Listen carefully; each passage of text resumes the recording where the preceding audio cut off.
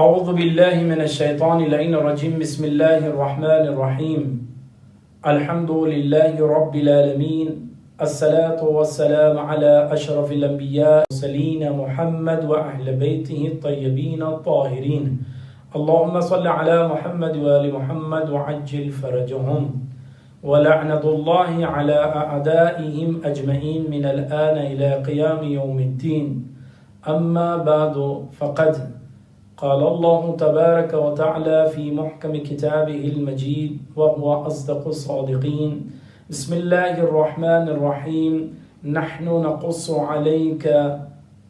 أحسن القصص بما أوحينا إليك هذا القرآن. سورہ یوسف میں اللہ تبارک و تعالیٰ نے جناب یوسف صدیق علیہ نبینا علیہ السلام کے واقعے کو بہترین واقعہ قرار دیا. اللہ تبارک و تعالیٰ نے جب سورہ یوسف میں جناب یوسف کے ذکر کو بہترین واقعے کے عنوان سے یاد کیا ہے تو مفسرین نے کئی پہلو بتائے ہیں اور کئی چیزوں پر روشنی ڈالی ہیں. لیکن آج کا ترقی یافتہ زمانہ ماضی کو یاد کرنے کو عیب سمجھتا ہے اور کہتا ہے بس ترقی کرتے جاؤ، ماضی کو فراموش کر دو، ماضی میں کچھ نہیں رکھا ہے، گزشتہ زمانے میں کیا تعلق، گزشتہ زمانے کا اس زمانے سے کیا تعلق ہے، اس زمانے کے حالات کچھ تھے، اس زمانے کے تقاضے اور حالات کچھ ہیں، لہذا ماضی کو یاد کرنے سے انسان کو صرف افسوس اور حزن و ملال ہوگا. جبکہ آپ ترقی کرتے جائیں اور آگے بڑھتے جائیں. یہ آج کے کچھ ٹیکنالوجی یافتہ زمانے کے افراد کی فکر بن چکی ہے جو ماضی کو زیادہ پسند نہیں کرتے بلکہ صرف ترقی کرنا چاہتے ہیں. اسی کے مقابل میں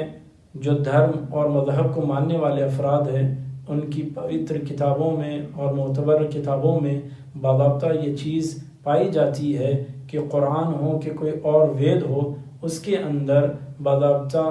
اللہ نے اور خدا مند عالم نے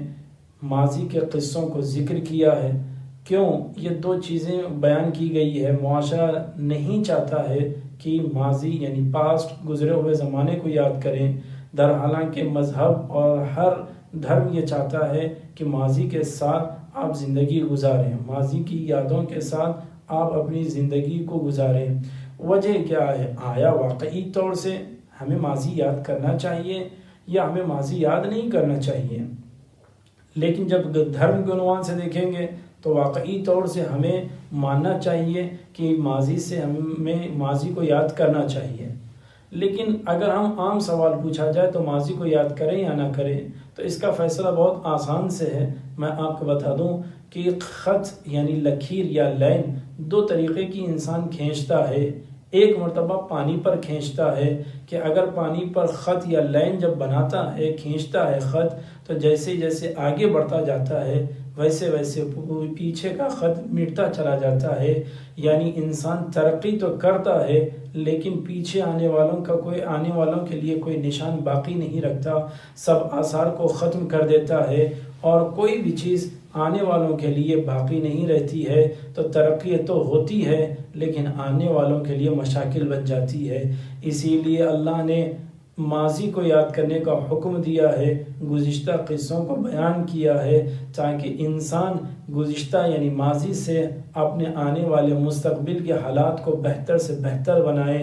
اور ایک چیز اس میں بہت اچھی سی پائی جاتی ہے، اگر جب آپ گزشتہ واقعات کو سنتے ہیں یا فیصلہ کرنے کی نوبت آتی ہے تو بغیر کسی جانبداری کے، بغیر کسی اپنی شخصی منفعت کے آپ فیصلے کرتے ہیں. کیوں؟ اس لیے کہ طرفین میں چاہے ایک طرف دوسری طرف، دونوں طرف میں کسی ایک طرف بھی آپ کی کوئی بات آپ کے لیے کوئی فائدہ نہیں ہے، لہذا آپ منصف مزاج ہو کر فیصلہ کرتے ہیں. تو قرآن نے بھی اور پوتر کتابوں نے بھی یہی درس دیا ہے کہ اگر گزشتہ واقعات کا فیصلہ کرو گے تو جیسے انداز عدل تمہارے اندر پیدا ہوگا وہی انداز تمہیں مستقبل کے فیصلے کرنے کے لیے بھی ہوگا کہ انصاف سے فیصلہ کیسے کیا جاتا ہے. اسی کے ساتھ ایک خط پتھر پہ کھینچا جاتا ہے جس کا نشان یہ ہوتا ہے کہ جیسے جیسے خط اور لائن آگے بڑھتی جاتی ہے تو پیچھے والی لائن اور خط مٹتا نہیں ہے بلکہ باقی رہتا ہے، آنے والوں کے لیے وہ ہدایت کا راستہ بن جاتا ہے۔ تو اسلام نے بھی اور مذہب کی کتابوں نے بھی اس خط کو معیار بنایا ہے کہ جس خط پر انبیاء اور ائمہ چلے ہیں اسی پر انسان چلتا جائے تو ہدایت یافتہ ہوگا، اس کا مستقبل بہتر سے بہتر بنتا چلا جائے گا۔ اب انسان جو ماضی کو یاد کرتا ہے وہ دو بنیاد اور اساس ہے اس کی، جو ماضی کو انسان یاد کرتا ہے۔ ایک مرتبہ ماضی اس لیے یاد کرتا ہے کیونکہ اس سے محبت ہے اور اس میں تڑپ کر اس کو یاد کرتا ہے۔ جیسے کوئی یتیم ہو جائے تو اس کے ماں باپ کو یاد کر کر جس قدر وہ روتا ہے تو وہ اپنے ماں باپ کی جدائی اور ماضی میں اپنے ماں باپ کی شفقتوں سے محروم ہونے کی بنیاد پر وہ انسان، وہ یتیم جس طرح انداز سے تڑپ کر روتا ہے تو وہ ماضی کو یاد تو کر رہا ہے محبت اور تڑپ کی بنیاد پر۔ اور ایک مرتبہ انسان ماضی کو یاد کرتا ہے رسموں اور دکھاوے کے لیے، جیسے کوئی ہسٹری کی کتاب پڑھے یا کوئی تاریخ کا سبق پڑھے تو اس کے اندر نہ کوئی اثر آتا ہے نہ وہ کوئی پریشان ہونے والا ہے، اس لیے کہ اس میں کوئی محبت کا سوال نہیں ہے، کسی طرح وہ مائل نہ ہونے کی بنیاد پر اس میں کوئی تبدیلی بھی نہیں ہوتی ہے۔ آج آپ خود، میں کسی کا کوئی فیصلہ نہیں کر رہا ہوں بلکہ خود انسان اپنے ضمیر کے اس سوال کو واقعی طور سے بہترین جواب دیں، خود اپنے سے اپنے سوال کو، اپنے ضمیر کو جواب دیں کہ جس میں واقعی طور سے ہم یہ فیصلہ کریں کہ ہم جنت البقیع کو آج جو یاد کر رہے ہیں محبت میں تڑپ کے یاد کر رہے ہیں یا پھر رسم و رواج نعوذ باللہ بن چکا ہے اس لیے یاد کر رہے ہیں۔ اگر محبت اور تڑپ کی بنیاد پہ یاد کر رہے ہیں تو ضروری ہے اس کے اثرات ہمیں نظر آنا چاہیے، اس کے تمام تر آثار نظر آنا چاہیے۔ جہاں امام زمانہ عجل اللہ تعالی فرجہ شریف کی دعا ہو رہی ہے سلامتی کی، اسی کے فوراً بعد جنت البقیع کی تعمیر بھی کی دعا ہونی چاہیے۔ صرف تعمیر کی دعا نہیں ہونی چاہیے بلکہ تعمیر کے ساتھ زیارت سے مشرف ہونے کی دعا بھی ہونی چاہیے۔ لیکن آپ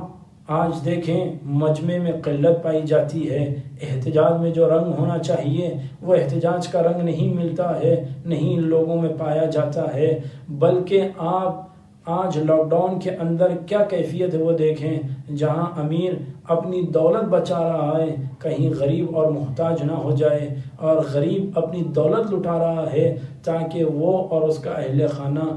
غربت سے نہ مر جائے۔ ایسے ماحول میں انسان حکومت پر زور دے رہا ہے چند دن کی یہ پابندی، جہاں انسان آزاد تو ہے، اپنے گھر میں ہے، اہل خانہ کے ہمراہ ہونے کے ساتھ ساتھ اس کے باوجود بھی وہ حکومت پر دباؤ بنا رہا ہے تاکہ جلد سے جلد اس کا علاج تلاش کیا جائے اور یہ لاک ڈاؤن کو ختم کر دیا جائے۔ آزادی کا مطالبہ کر رہا ہے۔ اس مطالبے میں اس وقت شدت پیدا ہو گئی تھی، یقیناً آپ حضرات نے ملاحظہ کیا ہوگا، جب نیمے شعبان تھی اور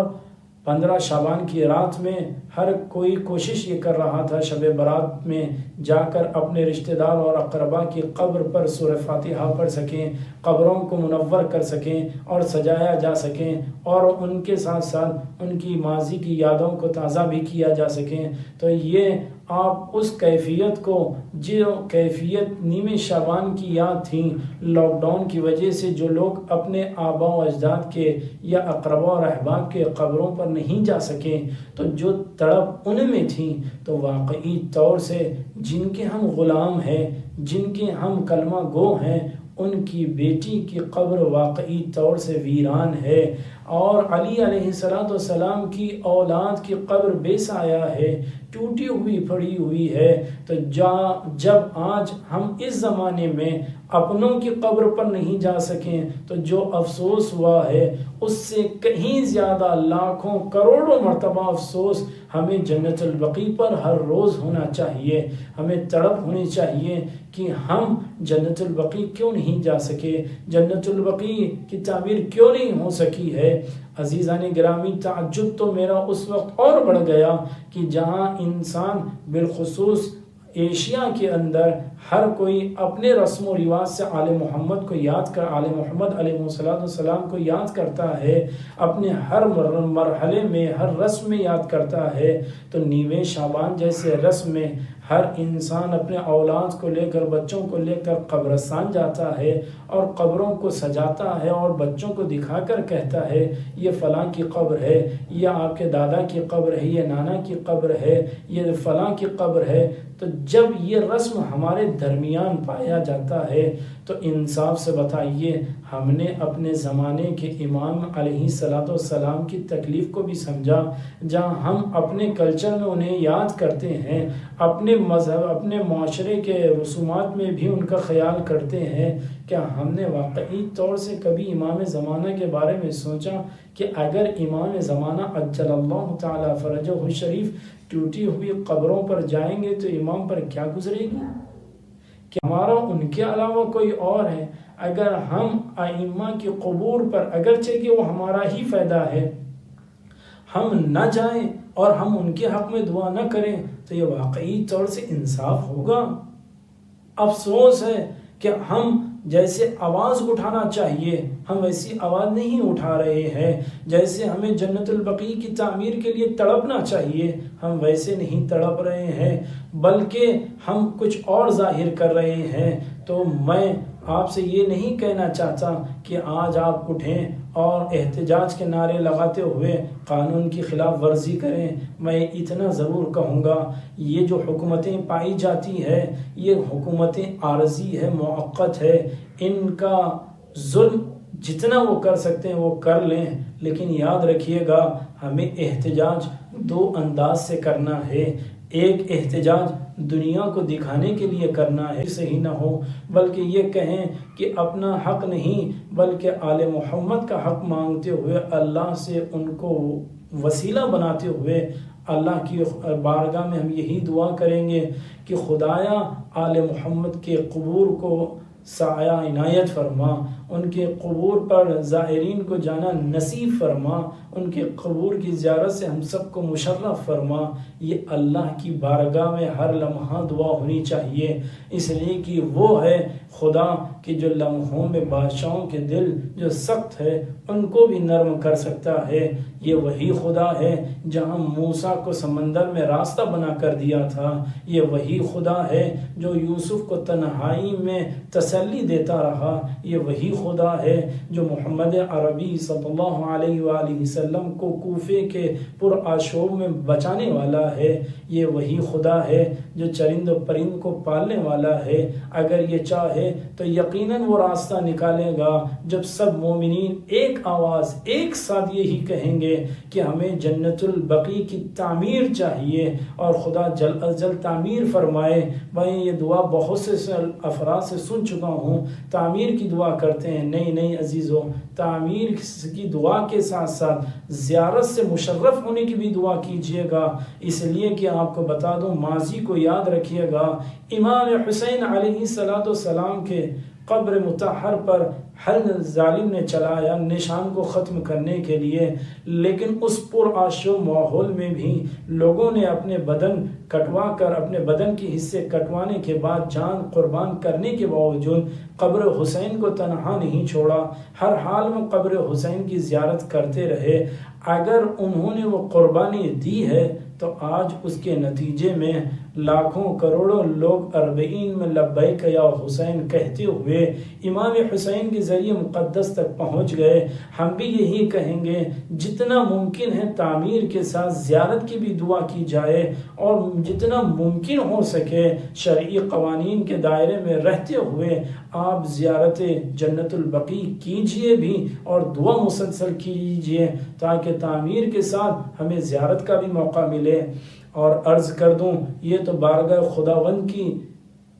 بات رہی، لیکن جو دنیاوی حکومتیں ہیں ان میں بھی ہمیں ضروری ہے ہم اپنے ساتھ ساتھ اپنی مظلومیت دوسروں کو بھی بتائیں تاکہ وہ ہمارے درد کو سمجھ کر ممکن ہے کہ اللہ کسی کو وسیلہ بنا دیں تاکہ وہ ہمارے درد کا مداوع کر دیں۔ لہذا میں ہر ایک مسلمان پر، ہر ایک شیعہ سے گزارش کروں گا کہ وہ 8 شوال کے دن چاہے واٹس ایپ پر اسٹیٹس ہو یا ڈی پی ہو یا ٹویٹر ہو کہ فیس بک ہو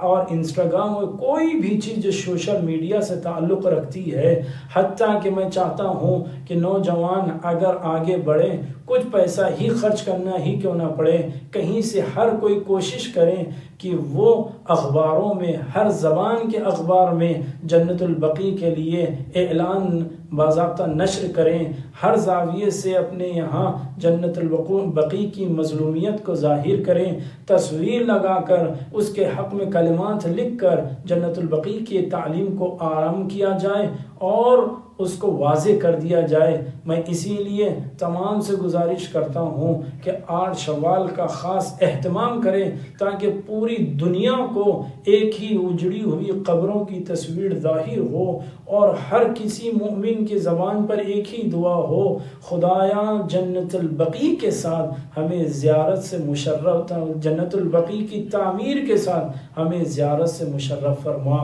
وآخر دعوانا الحمدللہ رب العالمین۔